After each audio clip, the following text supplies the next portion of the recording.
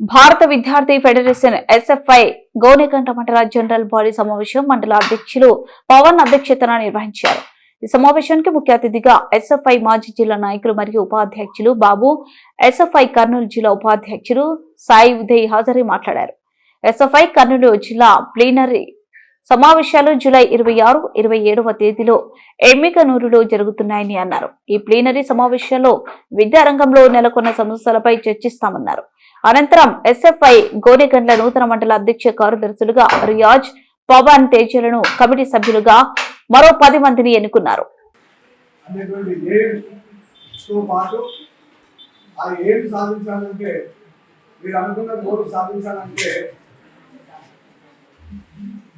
చాలా రకాలైనటువంటి సమస్యలు ఎదురవుతూ వస్తాయి. అది మీ వ్యక్తిగతంగా అయితేనేమి, లేదా కుటుంబ పరంగా అయితేనేమి, అలాగే సామాజిక పరంగా అయితేనేమి, చాలా రకాలైనటువంటి సమస్యలు కూడా మీరు ఫేస్ చేయాల్సి వస్తుంది. ఆ ఫేస్ చేసే క్రమంలో